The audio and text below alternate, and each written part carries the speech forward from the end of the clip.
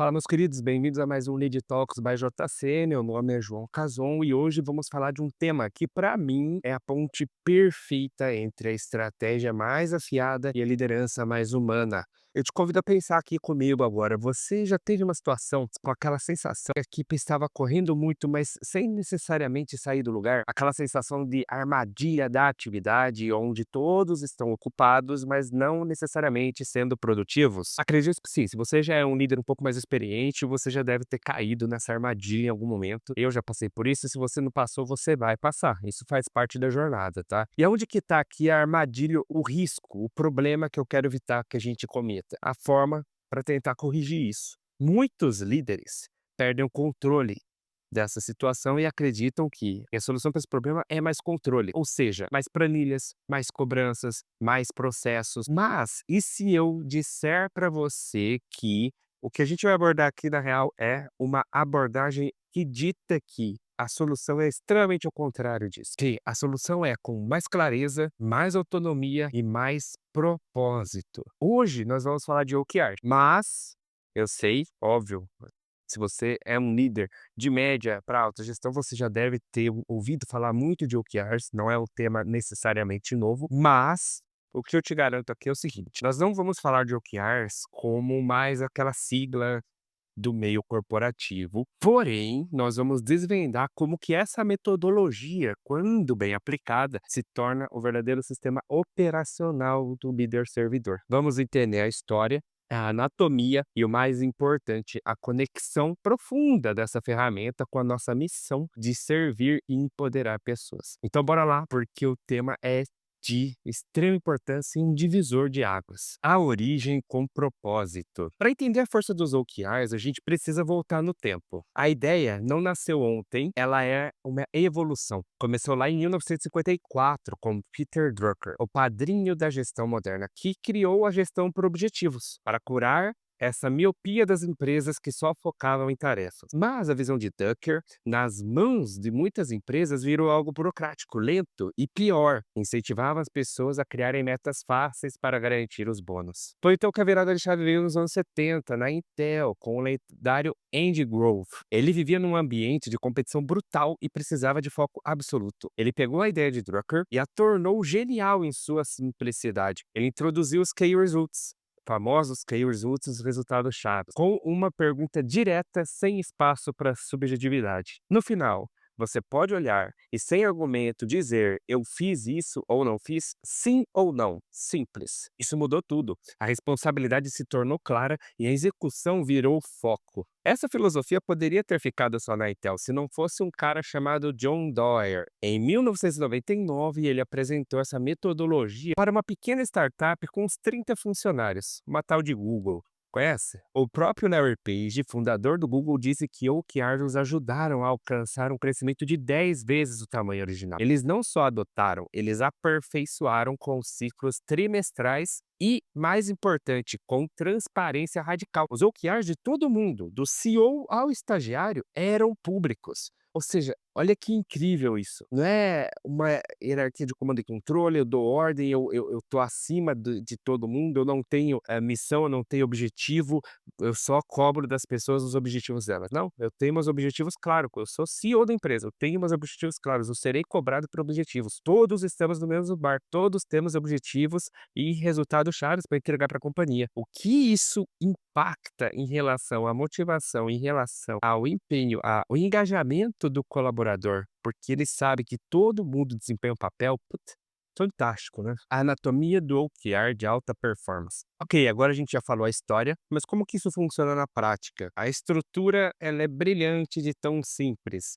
Um OKR tem duas partes. Veja só. O primeiro, o objetivo. Pense nele como o onde, ou seja, ele é inspirador. É para onde nós estamos indo, aonde nós queremos chegar. É a frase qualitativa que te tira da zona de conforto. Não tem números aqui, é a alma da coisa. Por exemplo, lançar uma experiência de cliente que se torne lendária no nosso setor. Depois vem os Key Results, ou o resultado-chave. Se o objetivo é o destino, os KRs, KRs, são o GPS desse caminho. E aqui eles poderiam ser aumentar o Net Promote Score, NPS, de 42 para 55, aumentar a taxa de recompra de 25% para 40%, reduzir o tempo de resposta de suporte de 24 horas para 4 horas. Simples assim. Não tem segredo OKR. OKR é um objetivo, um lugar onde a gente quer chegar, nossa meta, e os QRs são o nosso direcionador para chegar lá, a nossa metrificação.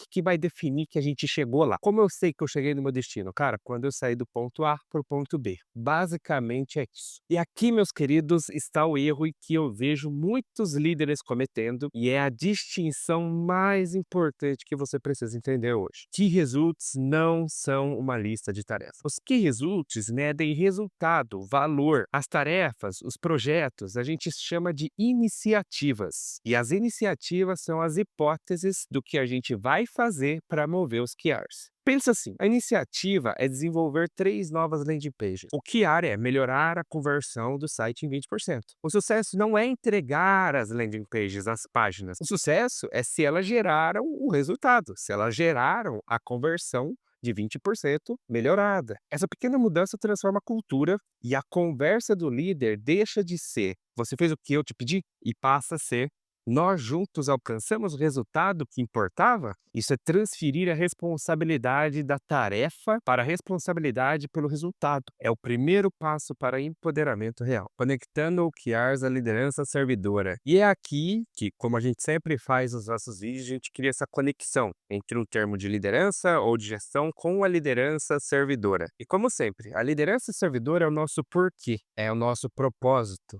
é a nossa motivação. Sendo assim, OKRs entram também na camada do como, assim como outros temas que a gente viu em vídeos anteriores. E praticamente todos os temas que a gente vai ver aqui é direcionando no como. No como nós fazemos isso no dia a dia. Pense nisso. Primeiro, empoderamento. Um líder servidor não dita tarefas, ele define a direção, o objetivo estratégico e pergunta para a equipe: dado este propósito, como vocês acreditam que podemos contribuir? Essa pergunta transfere a posse do como para o time. Eles não estão executando um plano, eles estão co-criando a solução. Isso é autonomia na veia. Segundo, a transparência e segurança psicológica. A transparência radical dos OKRs destrói silos e jogos políticos. Quando o progresso ou a falta do progresso é visível para todos, a gente não usa isso para culpar, mas para perguntar o que está bloqueando o nosso caminho e como podemos ajudar. Isso constrói segurança psicológica,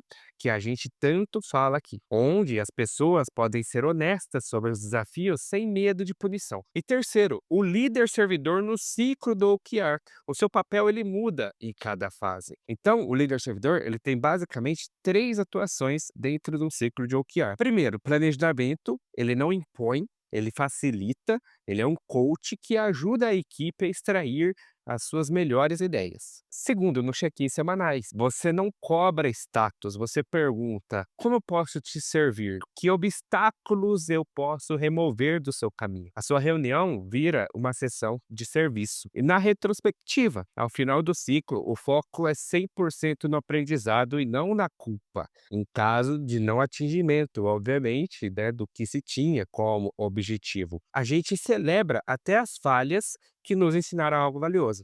Aqui é muito importante, isso é um cerne bastante legal da liderança servidora. Ela não foca na culpa, ela foca no aprendizado. Toda oportunidade, uma falha, é oportunidade de aprendizado. Nós aprendemos com aquele erro, nós não cometeremos ele novamente, nós evoluiremos para na próxima vez nós conseguirmos extrair o resultado que a gente espera. Quase nunca você vai acertar de primeira. Quase nunca o seu planejamento vai acertar na veia daquilo que você está almejando. O importante aqui é ter esse espaço e essa liberdade para inovação. Se você reprime a oportunidade do aprendizado dentro do seu time, dentro da sua equipe, você engessa a equipe a inovar. A inovação ela está diretamente relacionada à capacidade de errar e aprender com os erros. Obviamente, não se pode tolerar erros sendo cometidos mais de uma vez. Errei uma vez com um ponto, vou errar novamente com o mesmo. Não, isso não pode ser celebrado. O que tem que ser celebrado são os erros que geram aprendizados, que geram evolução, que geram oportunidades para melhorias futuras. E aqui nesse ciclo, onde o OKR se conecta à liderança servidora, é onde está o valor da coisa aqui. Vocês entendem? O OKR não é um objetivo que, cara, a gente tem que chegar lá, se a gente não chegar lá, tá todo mundo ferrado. Se a gente não chegar lá, a culpa é de fulano. Se a gente não chegar lá, cabeças vão rolar. O OKR, ele não é pra ser um definidor, uma algema na mão dos times, onde, cara, para você continuar aqui mais um semestre, tem que entregar esse OKR. Não pode ser uma ferramenta do medo, ele tem que ser uma ferramenta do progresso, ele tem que ser uma ferramenta da inovação, uma ferramenta da entrega de valor e de resultado. O líder, ele se conecta de uma forma diferente aqui. O líder servidor, ele tem um papel diferente. Ele não é protagonista na questão, vocês entendem? Vocês viram o que a gente falou aqui? O líder, ele não é protagonista na questão. Ele é facilitador, ele é quem ajuda o time a chegar lá. Ele tá ali pra, cara, meu papel aqui não é atrapalhar, não é colocar barreira, obstáculo ou cobrar o time. Não, meu papel é limpar o caminho, meu papel é garantir que o time tenha condições de chegar onde a gente precisa chegar. É diferente a atuação. O holofote não é dele, ele não é o cerne, ele não é o centro. O time é, e ele tem que limpar o caminho para o time seguir. Beleza? Então vocês percebem a profundidade disso? Os OKRs, eles deixam aqui, nessa abordagem que a gente traz, conectando a liderança servidora, de ser uma ferramenta fria de gestão. Ela se torna um ritual, o de empoderamento. É uma releitura muito importante e muito poderosa que a gente traz aqui nesse vídeo. Eles são esqueleto que dá estrutura, mas é a sua postura como líder servidor com conversas, feedbacks e reconhecimentos constantes que dá alma a esse processo. Então não é algo mais vazio, não é algo mais processual, não é mais uma formalidade, realmente existe conexão aqui. Uma gestão orientada por OKRs, sem uma mentalidade de serviço, vira só mais uma forma de pressão. Mas juntas, essas duas filosofias criam uma cultura de alta performance com bem-estar. E isso é um ponto crucial onde eu sempre vou bater na tecla aqui com vocês. Existe a possibilidade, e é o mundo ideal, que alta performance ande junto com bem-estar. E quem que provê esse ambiente? A liderança servidora. Porque, meus queridos, no fim das contas, OKR não é sobre medir as coisas, é sobre medir o que mais importa. Inclusive é o título do livro de John Doerr, que eu vou deixar recomendado aqui para vocês. É a prova de que seu papel como líder não é ser o herói que tem todas as respostas, mas sim criar um ambiente onde o potencial de cada pessoa pode ser desbloqueado. Então, meus queridos, o desafio que eu deixo aqui para vocês é duplo sobre essa questão. Primeiro deles, reflexão. Pense no maior desafio da sua equipe para esse trimestre. Tente escrevê-lo como um objetivo inspirador e qualitativo. Qual seria o destino? Qual seria a grande vitória? E o segundo desafio conectado aqui a esse tema de hoje para vocês: ação. Na sua próxima reunião de equipe, em vez de começar perguntando sobre o andamento das tarefas, mude a sua pergunta e questione: qual é o resultado de valor que estamos tentando gerar com esse projeto? Aqui você vai pro porquê, você vai com o propósito da coisa, entende? Comece a mudar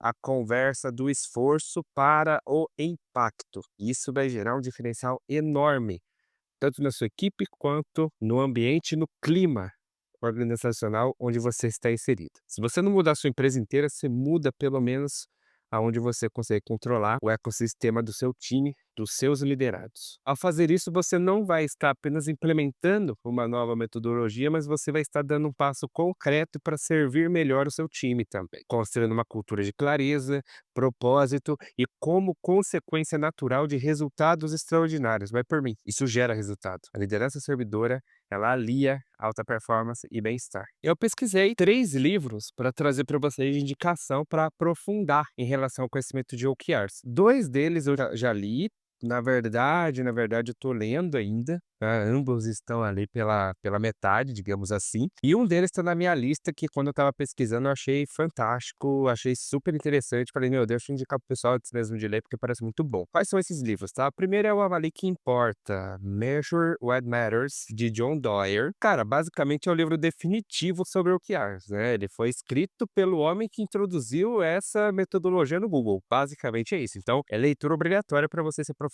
sobre o OKR. Ele é a melhor fonte para você entender a história, a filosofia e os cases de sucesso por trás dessas empresas. Tem o Google, a Bono, a Fundação Gates.